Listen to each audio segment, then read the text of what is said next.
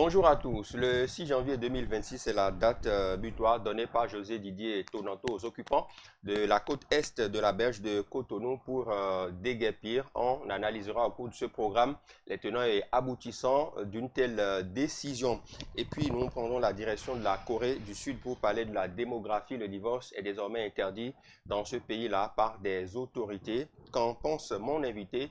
Il en dira un mot et on va finir par parler des fêtes de fin d'année avec la morosité économique qui prend le dessus. Je vous rappelle à toutes fins utiles que Prime News TV Bénin devient désormais Prime News Monde avec plus d'allant et plus de disponibilité à votre service. Mon invité, il est déjà là, Gildas Arongassi, cher ami, bonjour. Bonjour, monsieur le journaliste. Merci d'accepter notre invitation. Vous êtes acteur politique, habitué désormais de ce plateau. J'espère que vous avez bien passé la Noël tout au moins. Oui, par la grâce de Dieu, tout s'est bien passé. D'accord, merci beaucoup. Alors, on sait qu'il y a eu une décision qui émane du ministre du cadre de vie et du développement durable, José Didier Tonanto, qui sommes les occupants de la berge est de Cotonou à Déguerpi d'ici le 6 janvier 2024. Comment analysez-vous une telle décision? Oui, je pense que cette décision est la bienvenue du moment où il faut continuer avec les chantiers annoncés par le gouvernement. Déjà, des gens doivent être informés au préalable. Je pense que ce communiqué, c'est juste un rappel. Parce que pour dégager, pour déguerpir, il y a des formalités, il y a des vides à combler avant de mettre en application cette action. Donc, les usagers étaient bien informés avant ce dernier communiqué, à mon humble avis. C'est vrai qu'ils sont informés. Il y a quand même certaines zones qui sont concernées. Les berges lagunaires des quartiers Taboki Koji, Deloko, Pampan, Midombo, Adog, l'État, Ralakom et Agbato. Voilà. Il n'y a qu'au niveau des populations, même si elles sont informées, certaines personnes estiment que le délai qui est prévu pour libérer cet espace-là est assez court, vu que nous sommes pratiquement à la fin de l'année 2024. Déjà, si je peux me permettre de voir dans le vif du sujet, avant qu'un communiqué ne parvienne avec un court délai, sachez qu'il y a eu des rappels et puis la majorité de ceux qui doivent être dégagés peut-être entrent déjà en possession de leur dédommagement. Et dans ces zones, si nous faisons le constat, certains ont déjà vidé les lieux, d'autres ont respecté les normes, mais il y a toujours des récidivistes, il y a toujours des gens qui viennent s'installer anarchiquement. C'est peut-être ceux-là, ils vont porter de la voix. Et quand nous prenons les zones citées, vous savez bien qu'il y a des gens qui viennent s'installer là, n'ayant pas de parcelles, n'ayant pas d'appartement, mais ils prennent logement là, ils installent des appartements ou des nids d'oiseaux peut-être, si je peux m'exprimer en ces termes, et ils s'installent là. Et ils se disent ils sont sans abri ou soit ils se réclament être propriétaires des espaces. Je ne pense pas que ceux-là, dans les normes, doivent être dédommagés. Eux, ils doivent être dégagés. Et je pense que c'est ceux-là que le communiqué vise le plus. D'accord. Donc, il est à espérer qu'ils puissent libérer les lieux d'ici le 6. Imaginons, Gildas Arongassi, dans l'extraordinaire, puisqu'on ne sait jamais, nous sommes quand même dans le monde des humains, qu'à la date du 6 janvier, certains ne sont pas partis. Quelle pourrait être la suite envisageable? Eh bien, monsieur le journaliste, vous savez très bien, avec ce gouvernement, le gouvernement du Bénin révélé, les choses ne se font pas dans l'à peu près. Nous avons déjà vu des délais annoncés sur d'autres territoires, si je peux m'exprimer ainsi, et le délai a été respecté. Je prends pour preuve le désengagement de Fidjrosé au niveau de la plage qui a servi de tremplin pour faire la route des pêches. Certains se sont entêtés dans le temps. Ils ne voulaient pas bouger, mais quand la date butoir est venue, les travaux se sont passés normalement et on n'a pas eu trop d'agitation. Donc, j'ai foi que le délai sera respecté et ceux qui ne vont pas vider les lieux se verront confrontés aux exigences de la loi. Oui, mais vous savez, début d'année, les premiers jours d'une nouvelle année, quand on demande de libérer les espaces de cette façon, vous imaginez un peu, est-ce que cela ne dérange pas mentalement les populations? Et vous savez, je réalise que ce gouvernement est en train de mettre en application son programme d'action du gouvernement. Et ce programme d'action se fait respecter à la lettre, page par page, ligne par ligne. Et déjà, je vous ai dit tout à l'heure, les concernés, en majeure partie, se font déjà dédommager. Je le dis entre griffes. Donc, si déjà le gouvernement se permet de donner une date butoir, c'est à croire que tout est fin prêt pour que les gens se dégagent. Maintenant, si on vous a permis de dégager de vous-même et vous ne voulez pas dégager de vous-même, on va vous obliger à quitter les lieux. Maintenant, dans la nouvelle année, à quelques jours d'entamer la nouvelle année, on fait passer ce communiqué pour dégager. Je ne pense pas que ça soit un coup mental. Parce que déjà, on me dit depuis des mois, depuis des semestres de quitter. Je ne veux pas quitter. Et on me rappelle encore par un communiqué que je devrais quitter. Je ne pense pas que ça soit un souci mental, mais je dirais simplement que ces populations respectent le délai et afin que tout se passe dans les règles de l'art. D'accord. Prenons la direction de la Corée du Nord. Là-bas, le divorce est désormais puni par les autorités. Les couples sont interdits de divorcer désormais après avoir contracté mariage. Le gouvernement ou les autorités de ce pays-là sont quand même inquiètes du chute de taux de natalité dans leur pays.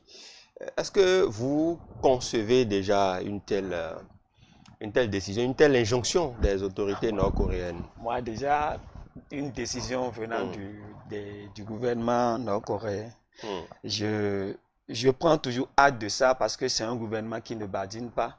Et avant de prendre certaines décisions, ils réfléchissent, ils voient les tenants aboutissants avant de prendre les décisions. Et moi, chez moi, cette décision est la bienvenue. Et si déjà certains pays africains peuvent prendre l'exemple sur cette décision, je pense que ça va marcher. Prenons le cas du Bénin. Il y a beaucoup d'enfants qui sont sacrifiés et dans le sens de ces divorces éphémères. Il y a des divorces, des couples peuvent éviter ces genres de divorces, mais juste par ego, par implication totale de la belle famille ou des parents de l'un des partenaires, on arrive banalement à se séparer et après on regrette. Et la situation qui était le hic du divorce n'était pas aussi grandiose qu'on pouvait banalement se divorcer, mais par l'implication des belles familles, des amis, on se dit bon, on n'a qu'à se séparer, et puis on se sépare quelques jours après, on commence par regretter ce divorce et c'est au détriment des enfants et nés de cette famille. Maintenant, si le gouvernement nord-coréen a vu qu'il y a une baisse de taux de natalité où les divorces sont fréquents, c'était pour stopper ces genres de divorce. Parce que si désormais tu penses à un divorce et tu te dis, bon, tu veux me divorcer, mais j'ai droit à 6 mois de travaux forcés, là tu baisses la tête, tu réfléchis et tu vois en fait la situation qui veut t'amener au divorce. Est-ce réellement le divorce la meilleure méthode ou bien me rapprocher de mon partenaire pour qu'ensemble nous puissions nous redonner la main et avancer? Parce qu'on dit souvent le mariage c'est pour le meilleur et le pire. Et surmonter les épreuves dans un couple, ça fait mûrir le couple et ça garantit l'éducation des enfants. D'accord.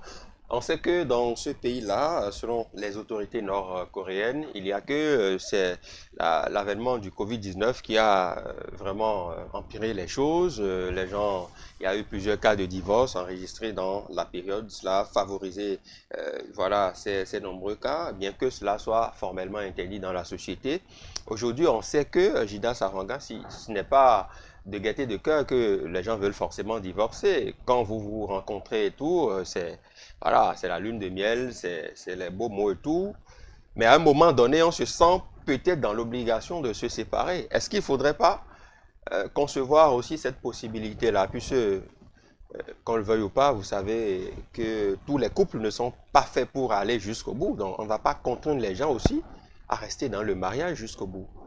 Vous savez, et quand nous prenons le cas de certains pays européens comme la France, vous savez que pour divorcer, il y a toute une procédure. Tout à fait. Et c'est cette procédure, à des moments donnés, qui sauve des couples. Parce que quand vous entamez la procédure, tellement la procédure est longue et compliquée que vous êtes obligé de revenir sur vos états d'âme et dire, bon, on n'avait pas besoin de tout ça, revenons en nous, revoyons nos sentiments et sauvons la vie du couple. Et puis d'autres couples reviennent sur leurs décisions. Mais d'autres couples là, vont jusqu'à la fin de cette procédure pour réellement se séparer. Mais tout en respectant cette procédure déjà, ça donne la garantie de part et d'autre qu'après ce divorce, la vie continue normalement. Ce qui n'est pas le cas peut-être en Corée du Nord, peut-être au Bénin. Si déjà là-bas, le gouvernement prévoit une loi comme ça par rapport au divorce, vous devez comprendre que ça devient un fléau. Ça fait partie du quotidien désormais en Corée du Nord où le divorce est comme un mot seulement qu'on lance et puis on se sépare. Mais si le mariage est comme un mot, le divorce aussi est comme un mot. Maintenant, aussi. Si les autorités ne sont pas contre le fait que leur population se marie, elles ne devraient pas être contre le fait aussi que les gens veulent divorcer. De vous à moi, nous n'avons pas l'étude du code de mariage de la Corée du Nord pour juger. Certainement, en matière de procédure de divorce, il y aura toute une procédure. C'est peut-être que ces citoyens ne respectent pas la procédure de divorce, que cette loi spéciale a été notifiée pour appuyer la loi du divorce. Non, ils veulent avoir plus de population, ils veulent avoir un fort taux de natalité. Ils ont compris que les gens ne font plus assez d'enfants, donc il faut les contraindre à rester ensemble pour pouvoir faire beaucoup d'enfants, nord-coréens, bien évidemment. Est-ce que en Afrique, une telle décision pourrait passer? Moi, je pense bien que en Afrique, ça peut passer parce que surtout en Afrique, le divorce, ça ne respecte pas les normes et pour une petite querelle, les couples sont contraints à aller vers le divorce. Donc, pour sauver des couples, il faut forcément qu'une loi pareille parvienne et puis nous allons sauver des couples quand même. Il y a aussi l'aspect de ces couples-là qui sont sauvés aussi par le divorce. Parce qu'il y a des femmes qui souffrent le maladie et elles meurent parfois des suites parce qu'on se dit tu ne vas pas divorcer, tu ne peux pas quitter ton foyer. Elle est là, elle subit des maltraitances, on la tape tout le temps, on la bastonne tout le temps. Un beau jour, eh bien, elle succombe aux blessures et on se dit mais elle aurait pu quitter, pourquoi elle est restée là? Donc quelque part aussi, c'est un couteau à double tranchant. C'est pareil, il y a des hommes aussi qui sont maltraités, qui sont vraiment gérés autrement dans leur foyer, comme vous venez de le dire, il y a des hommes aussi qui subissent le même sort. Maintenant, un mariage, ça part d'une base de relation. Maintenant, chemin faisant, comme vous l'avez dit tout à l'heure, si vous pensez, vous deux, que vous n'êtes plus faits pour rester ensemble, vous vous asseyez, vous discutez, vous retournez vers vos parents.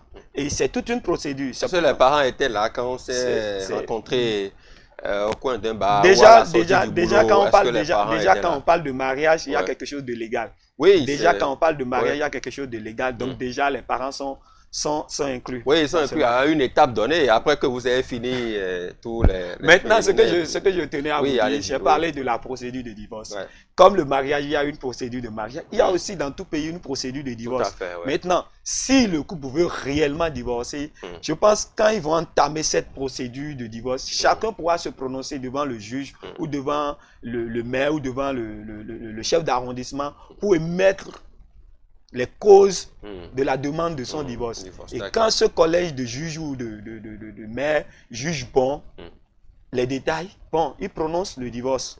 Et puis là, vous vous quittez. Mais ce n'est pas le divorce qu'on dit, il y a bagarre, ramasse 2 bagages, rejoint la maison. Et puis après, on dit, ils ne sont plus mariés. Mais 3 jours après, la femme commence par regretter son acte. Non, ce n'est pas ça. Moi, j'appelle un divorce. Il faudrait un mariage légal après entamer une procédure de divorce. Maintenant, si la procédure de divorce n'aboutit pas, là, nous pouvons parler de blocage de divorce. D'accord. Un mot rapidement sur les fêtes de fin d'année. On va sortir par là. On a le sentiment que il n'y a pas d'argent dans le pays, les gens ne fêtent pas. Qu'est-ce qui se passe, Chidas? Comment vous avez vécu la traversée de la Noël jusqu'à ce jour? Mais moi, je suis contre ce langage de il n'y a pas d'argent dans le pays. Parce donc il y a de l'argent? Il y a l'argent, peut-être l'argent ne circule pas pour tout le monde. On dit souvent, et c'est un abus de langage quand on dit il n'y a pas l'argent. Il n'y a pas l'argent dans le pays, mais les réformes prennent. Il n'y a pas l'argent dans le pays, mais on rend le pays beau. C'est pas avec du caillou on fait tout ça. Qui rend le pays beau? Ce sont les gouvernants qui travaillent. C'est leur devoir. Nous, on parle du bas peuple. Vous et moi, est-ce qu'on a l'argent pour fêter? Je vous dis, je préfère qu'on dise l'argent ne circule pas comme avant que de me dire qu'il n'y a pas l'argent dans le pays. Vous avez eu l'argent pour fêter? J'ai eu l'argent pour fêter. J'ai eu ce qu'il faut. Vous ne m'avez pas invité. J'ai eu ce qu'il faut pour faire plaisir à ma famille. Vous parce m'avez que pas je invité, m'étais préparé. monsieur Arangas. Bon, on va se rattraper pour la... Maintenant, Ouais. allons dans le vif du sujet. Oui. Je pense que Les choses coûtent cher au marché, l'huile, voilà. Il y a certaines denrées qui sont quand même associées à la consommation en période de fête. Ça coûte un peu plus cher. Qu'est-ce que vous en dites? moi, je pense que Ouais. la morosité économique est mondiale. Je prête les mots du président Talon. Nous vivons tous la même chose actuellement dans tous les pays du monde. Ah bon? Certains pays étaient déjà développés à un niveau de développement et qui leur permettent de soulager un peu, de camoufler un peu cette morosité. Mais nous qui étions les moins développés, on en souffre un peu plus. Maintenant, le Béninois avait un mode de vie plus haut que ce qu'il gagne. Le Béninois peut gagner 50 000 et vouloir dépenser 100 000 pour une fête. Ah bon? Le Béninois peut gagner 50 000 et vouloir dépenser 100 000 pour une fête. Le Béninois est capable même d'aller faire un emprunt pour fêter. Alors que chaque jour est jour de fête. Chaque jour, nous nous réveillons, nous mangeons, nous nous habillons, nous buvons, nous nous faisons plaisir, nous faisons du social. Les jours de fête sont des jours spécifiques où il faut juste se retrouver en famille, en amis. Pourquoi créer une dépense au-delà de ce qu'on a? Je pense que ce n'est pas forcément, on dit le litre du lait à 2000 ou 2800. Si je me vois dans l'incapacité de faire un plat qui va me faire coûter peut-être 3 litres d'huile ou 4 litres d'huile, je revois mon budget où je me dis, bon, c'est pas forcément je dois faire ce repas-là. Je peux faire un repas qui ne va pas me coûter 3 litres d'huile et tout. On réduit les charges. Aujourd'hui, le gouvernement nous a appris à réduire les charges. Il faut que nous mettons ça dans nos mentalités. Il ne faut pas fêter et après à la date 5, commencer par fuir le propriétaire. Il faut fêter et s'attendre à la date 5 en même temps pour payer son loyer et être dans les... ne peut décrocher la paix du propriétaire. Voilà, il faut fêter. D'autres prennent piron avec poisson pour fêter. Et après, c'est une bonne chose. Et après, ils prennent du sorabi. Comme d'autres prennent du On ne fait du pas champagne. la promotion du sorabi sur mon plateau, je ne suis pas d'accord. Donc, l'argent ne circule pas vraiment comme on aurait souhaité, mais la cherté des produits de première nécessité, ça ne dépend pas du gouvernement, c'est général. Certes, ici chez nous, les taxes sont un peu plus élevées, mais on ne fera pas ce débat. J'attire l'attention des Béninois à fêter selon les moyens, en n'oubliant pas que chaque jour est jour de fête. Il ne faudrait pas mettre tout sur le dos du gouvernement ou à l'actif de la morosité économique. Nous sommes tous confiants qu'il y a morosité économique. Nous devons changer de mode de vie et fêter comme il faut pour ne pas se créer des ennuis. Merci beaucoup. Voilà. Fêter surtout en fonction de ces moyens, c'est très très important. J'en connais un qui mettent le numéro de leur propriétaire sur mode avion. Ce qui est sûr passera. Non, si c'est sur mode avion, il met le téléphone sur mode avion, ça ne passe pas. Bon, de toutes les façons, le propriétaire connaît chez lui, il pourra passer et récupérer son argent. Merci beaucoup, Judas Arangas, si vous êtes acteur politique. Avec vous, on a parlé de ces 3 sujets. Libération de la berge est de la lagune de Cotonou, la date butoir qui est pour le 6 janvier 2025. Et puis on a parlé aussi de la Corée du Nord, la démographie où les autorités de ce côté-là interdisent désormais le divorce des couples mariés. On a fini par la période des fêtes avec son lot de morosité économique. Merci à toutes et à tous de nous avoir suivis. À demain.